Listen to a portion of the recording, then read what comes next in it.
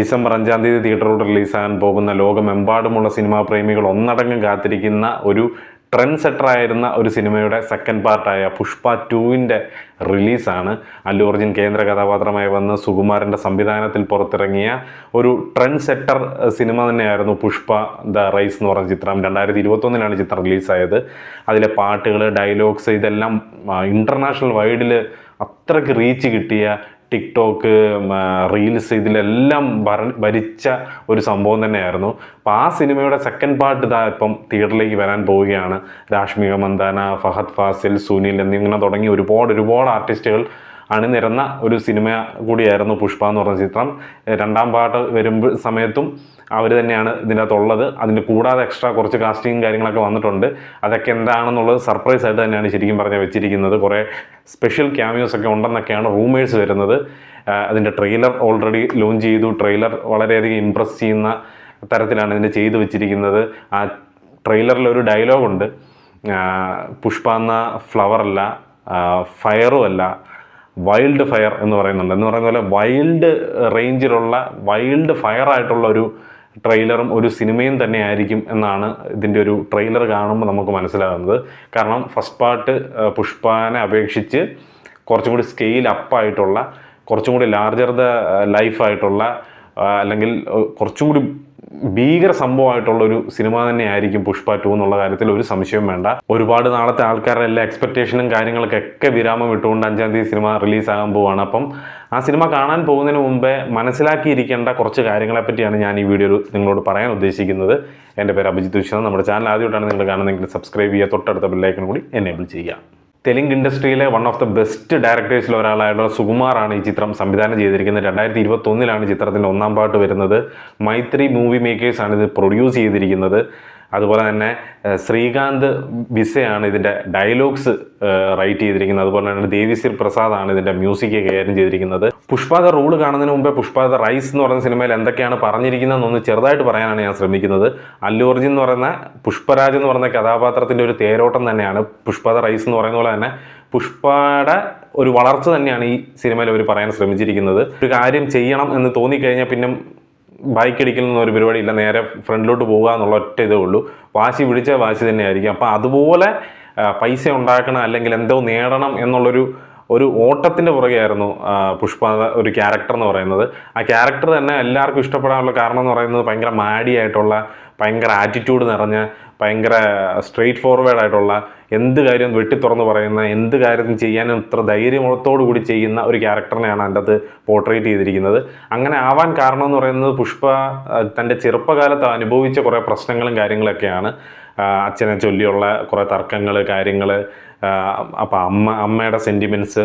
ഈ സിനിമയിൽ ശരിക്കും പറയുന്നത് ഏറ്റവും കൂടുതൽ സെൻറ്റിമെൻറ്റ്സ് വർക്കൗട്ട് ആയതെന്ന് പറയുന്നത് അമ്മയായിട്ടുള്ളൊരു സെൻറ്റിമെൻറ്റ്സാണ് ശരിക്കും പറഞ്ഞാൽ വർക്കൗട്ട് ആയിട്ടുള്ളത്.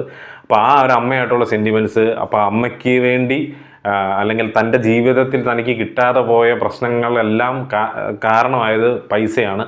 അപ്പോൾ ആ പൈസ സിമ്പിളായിട്ട് ഉണ്ടാക്കണം എന്നുള്ള ഒരൊറ്റ ലക്ഷ്യത്തിൻ്റെ പുറകെ പോയ ഒരാളാണ് പുഷ്പ എന്ന് പറയുന്ന ആൾ.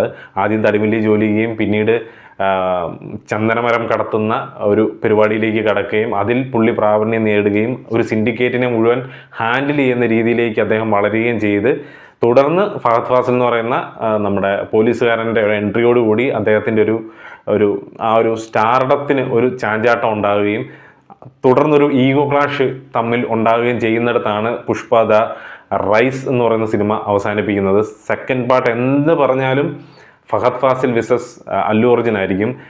അങ്ങനെയാണ് ആ പടത്തിൻ്റെ അവസാനം കൊണ്ട് നിർത്തിയിരിക്കുന്നത്. അതുകൊണ്ട് തന്നെ ഒരു ക്യാറ്റ് ആൻഡ് മൗസ് ആ ഒരു ഗെയിം തന്നെ സെക്കൻഡ് പാർട്ടിൽ കാണാൻ സാധിക്കും എന്നാണ് തോന്നുന്നത്. എന്തായാലും ഒരു ഈഗോ ക്ലാഷിൻ്റെ, നമ്മൾ അയ്യപ്പൻ കോശിയൊക്കെ കണ്ട പോലെ അല്ലെങ്കിൽ ഡ്രൈവിംഗ് ലൈസൻസ് കണ്ട പോലെ അതുപോലെ ഒരു ഈഗോ ക്ലാഷിൻ്റെ പേരിലുള്ള 2 മോസ്റ്റ് വയലൻ്റ് ആയിട്ടുള്ള 2 ക്യാരക്ടേഴ്സിൻ്റെ കൂട്ടിമുട്ടലായിരിക്കും ഇതിൻ്റെ അത് കാണാൻ പോകുന്നത്. പുഷ്പ പാർട്ട് 1 ഏറ്റവും കൂടുതൽ തിളങ്ങിയത് അല്ലു അർജുൻ ആണെങ്കിൽ തന്നെ അവസാനം വന്നൊരു 10-15 മിനിറ്റിൽ ഫഹദ് ഫാസിൽ എല്ലാം തൂക്കിയെടുത്തുകൊണ്ട് പോയിരുന്നു.